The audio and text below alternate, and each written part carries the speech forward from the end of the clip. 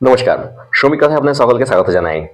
আজকের এই ভিডিওতে আমরা আলোচনা করব ইপিএফটা কি, ইপিএফ কাদের জন্য প্রযোজ্য, এটাতে আপনার রিটায়ারমেন্টে কি আপনি পেতে পারেন, আপনার রিটায়ারমেন্টের মধ্যবর্তী যে পিরিয়ড আছে, যে সময় আপনি সার্ভিসে থাকবেন, ওই সময় আপনার কি সুবিধা আপনি নিতে পারেন এটা থেকে, এর ইন্টারেস্ট কী রূপ, কাদেরকে কিভাবে দেওয়া হয়, কত স্যালারির উপর এই পিএফটা কাটা হয়, এই বিষয় নিয়ে আলোচনা করব।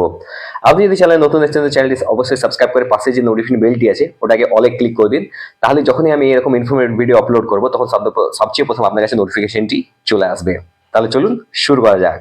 সবচেয়ে প্রথম আমি আপনাকে একটা জিনিস বলি, EPF, employees provident fund organisation, কর্মচারী ভবিষ্যৎ তহবিল সংস্থা। এটা হচ্ছে ভারত সরকারের 1952 সাল দ্বারা গঠিত একটি এমন সংস্থা যেখানে বলা হয়েছে যিনি কর্মরত অবস্থায় থাকবেন, মানে যিনি কাজ করবেন কোনো একটা সরকারি, বেসরকারি, সেটা কেন্দ্র সরকার হতে পারে আবার রাজ্য সরকার হতে পারে, সেখানে উনি যদি কাজ করছেন তাহলে ওনার রিটায়ারমেন্টের জন্য একটি কর্পাস দিতে হবে। এবার দেখুন, কর্মরত জীবনে আপনি একটা স্যালারি পাবেন, মানে মাসিক একটি বেতন। ওই বেতনের উপর আপনার কিছু অংশ কেটে কেটে ওইটা আপনার যে যখন বার্ধক্য অবস্থায় আপনি আসবেন ওই সময় আপনি ওটাকে একবারই পেয়ে যাবেন। তো এটা একদিক থেকে খুব ভালো জিনিস। দেখুন, এটা এবার আমরা এটা নিয়ে এটা কাদের উপর প্রযোজ্য সেটা নিয়ে আমরা বলে নিই।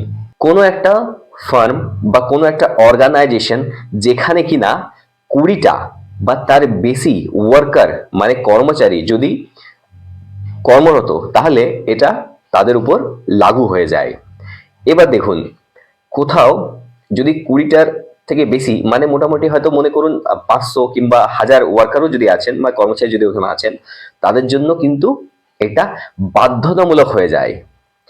যদি তাদের স্যালারি বা মাসিক বেতন 15,000 টাকা অবধি সীমাবদ্ধ, এটা কিন্তু কেন্দ্র সরকারের নিয়ম অনুযায়ী 15,000 টাকার মধ্যে সীমাবদ্ধ হলে আপনি কিন্তু ইপিএফ এর আওতায় চলে আসবেন।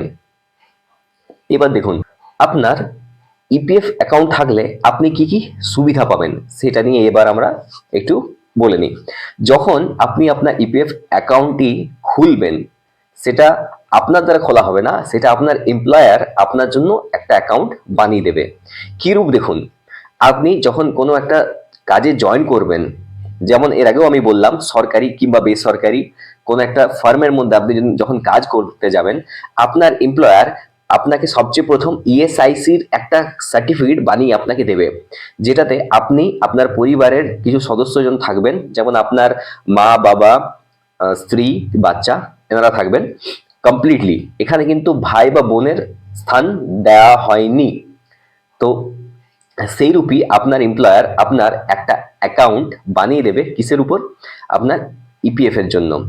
প্রথম মাসের স্যালারি আপনি যখন পাবেন তখন আপনার এমপ্লয়ার আপনার ইপিএফ অ্যাকাউন্টেও একটা কন্ট্রিবিউশন দিয়ে দেবে। এবার দেখুন, আপনার অ্যাকাউন্টে যখন কন্ট্রিবিউশনটা দিয়ে দিল, তারপর আপনি কিন্তু ইউএন নাম্বারটা আপনার এমপ্লয়ের কাছ থেকে চেয়ে নিতে পারেন। চাওয়ার পর সেটাকে আপনাকে কিন্তু অ্যাক্টিভেট করতে হবে, মানে ওই নাম্বারটাকে সক্রিয় করতে হবে। সক্রিয় করার পরই আপনি ওই অ্যাকাউন্ট থেকে দেখতে পারবেন যে আপনার কত টাকা জমা হচ্ছে প্রত্যেক মাসে।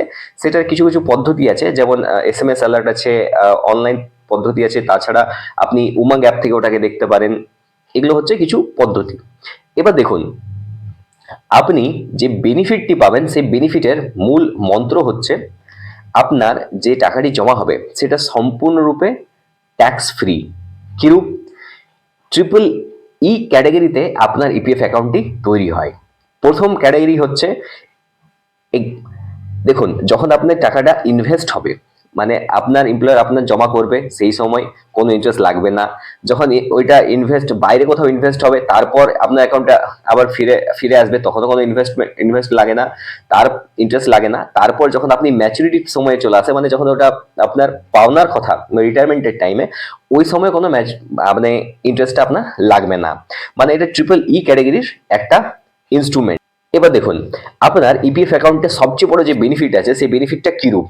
আপনার ইপিএফ অ্যাকাউন্টে যে ইন্টারেস্টটা দেওয়া হয় সেটা দেওয়া হয় 8.10% বর্তমান যে রেট আছে তার হারে, কিন্তু কম্পাউন্ডিং হারে এই রেটটা কিন্তু সময় সময় করে চেঞ্জ হতে থাকে, মানে প্রত্যেক 3 মাস অন্তর এই ইন্টারেস্টটা কিন্তু চেঞ্জ হতে পারে। এটা সেন্ট্রাল গভর্নমেন্ট বা কেন্দ্র সরকার নির্ধারণ করে থাকে। এছাড়া একটা পার্ট আছে যেটা হচ্ছে আপনার যে ইনভেস্টমেন্টের ক্রাইটেরিয়াটা আছে বা ইনভেস্টমেন্ট যেটা আপনি করছেন, আপনার স্যালারির যেটা ওভারঅল 24% যেটা ইনভেস্ট হচ্ছে আপনার, সেই ইনভেস্টমেন্টের মধ্যে আপনি বছরে 1.5 লক্ষ টাকা অবধি ইনভেস্ট করতে পারেন আপনার ইপিএফ অ্যাকাউন্টে।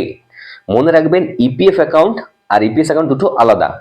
যখন আপনার এই টাকাটি ইনভেস্ট হচ্ছে ওই সময় আপনার ট্যাক্স তো লাগছে না, প্রত্যেক বছর 1.5 লক্ষ টাকা অবধি আপনার ট্যাক্স ফ্রি এটা হয়ে যায়, এটা আপনি ক্লেম করতে পারেন। এছাড়া দেখুন, আপনার যে আপনার কোনো দুর্ভাগ্যবশত পূর্ণভাবে কখনো যদি অ্যাক্সিডেন্ট হয়ে যায় বা আপনি যদি মারা যান, তখন সেই ক্ষেত্রে আপনার পুরো যে কর্পাসটা জমেছে ইপিএফ এর মধ্যে, সেটার সাথে কিন্তু EDLI, employees deposit linked insurance scheme 1976 সালের একটি চুক্তি আছে। সেই চুক্তি অনুযায়ী আপনার এক পরিবারকে সর্বোচ্চ 7 লাখ টাকার একটা ধনরাশি দেওয়া হবে এই স্কিমের মাধ্যমে। কিছু কোম্পানি আপনার যে পিএফ অ্যাকাউন্টটি বানিয়ে দেয়, সেটার উপর আপনার যে ডিডাকশনটা হয়, মানে আপনার যে কিছু টাকাটা কেটে আপনার অ্যাকাউন্টে ফেলে, সেটা যদি আপনার 20টা ওয়ার্কারের থেকে বেশি আছে তাহলে আপনার 12% কাটবে, আর অন্যদিকে আপনার এমপ্লয়ারও 12% দেবে, মানে 12% প্লাস 12% 24%। আবার দেখুন, যেখানে অলরেডি 20টার বেশি এমপ্লয় ছিল, বাট বর্তমানে 20টার থেকে এমপ্লয় যদি কমে এসেছে, সেখানে যে আপনার যে ডিডাকশনটা হবে সেটা কিন্তু 10% এসে দাঁড়িয়ে যায়। তো আপনার তরফ থেকে 10% কাটা হবে, এমপ্লয়ের তরফ থেকে 10% কাটা হবে, এইটা হচ্ছে ফ্যাক্টর। এছাড়া আমি আপনাকে একটা জিনিস বলে রাখি, আপনি যে সময় আপনি স্যালারিটা পাচ্ছেন, তো আপনার ওভারঅল যে কস্ট টু কোম্পানি মানে সিটিসি যেটা আছে, সেই সিটিসির উপর সম্পূর্ণরূপে আপনার লেখা থাকে, সেইটাতে আপনি কত টাকা আপনার উপর খরচা করছে ওই কোম্পানি, আর আপনার হাতে কতটা আসছে। তো একটা জায়গা হচ্ছে এমন, আপনার 12% মনে করুন আপনার এমপ্লয়ি কাটছে, আপনি এমপ্লয়ি, আপনার তরফ থেকে 12% কাটা হচ্ছে, অন্যদিকে আপনার এমপ্লয়ের তরফ থেকে 12% কাটা হচ্ছে। এইবার যে কন্ট্রিবিউশনটা সার্কেলটা আছে, সেই সার্কেলটাকে একটু আমরা বুঝে নিই। আপনার যে স্যালারি থেকে যে ডিডাকশনটা হচ্ছে, সেই ডিডাকশনটা 12% আপনার ইপিএফ অ্যাকাউন্টে জমা হচ্ছে, 8.33% আপনার পেনশন স্কিমে চলে যাচ্ছে, যেটা কিনা ইপিএস 1995 সাল, আবার 3.67% আপনার ইপিএফ এ চলে আসছে।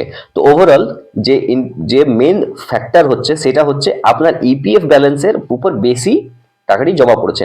এবার দেখুন, আপনার যে পেনশন স্কিমে যে টাকাটি জমা পড়ছে সেটার উপর কিন্তু ইন্টারেস্ট দেওয়া হয় না, এটা আমি আপনাকে ক্লিয়ার করে দিচ্ছি, এই জিনিসটা এই পয়েন্টটাকে নোট করবেন। সেটার উপর কিন্তু আপনার ইন্টারেস্ট দেওয়া হয় না, ওটা কিন্তু আপনার রিটায়ারমেন্ট কর্পাস হিসেবে জমা হয়, ওটা সম্পূর্ণ রিটায়ারমেন্ট কর্পাস।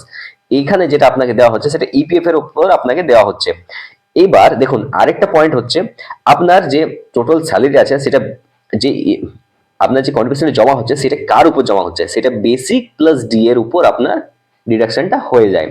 এইবার আপনার এটা তো ডিডাকশন হয়ে গেল, এবার বেসিক প্লাস ডি এর উপর আপনার যে 0.5% একটা ইডিএলআই চার্জেস যায়, সেটা আপনাকে বুঝতে হবে। আরেকটা আছে যেটা কিনা আপনার অ্যাডমিন চার্জেস আপনার এমপ্লয়ার আপনার বিহাফে পে করে থাকে, সেটাও 0.5%।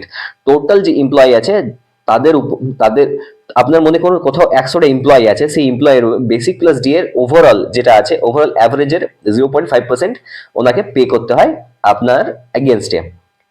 তো এটা আমি আশা করি আপনি বুঝতে পেরেছেন। এই দেখুন, যদি আপনার স্যালারি 15,000 থেকে কম বা 15,000 টাকা অবধি, তাহলে কিন্তু আপনি অটোমেটিক্যালি নিজে থেকেই ইপিএফ এর আন্ডারে আওতায় চলে আসবেন। যদি আপনার স্যালারি 15,000 থেকে বেশি, তো সেই ক্ষেত্রে দেখুন, কেন্দ্র সরকার এখন ভাবনা চিন্তা করছে এটা নিয়ে কি আপনাদেরকে ইপিএস এর আন্ডারে আনা হবে।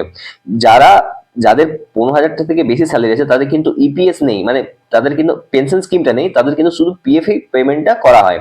তো এই আর তাছাড়া আরেকটা জায়গাতে এখানে ভারত সরকার কথাবার্তা বলছে বা ভাবনা চিন্তা করছে, সেটা জায়গাটা হচ্ছে যে পেনশনটা আছে, সেই পেনশনটা বাড়িয়ে, যে বর্তমানে যে পেনশনটা আছে সেই পেনশন থেকে বাড়িয়ে পেনশনটাকে 10,000 টাকা অবধি নিয়ে যাওয়ার হবে।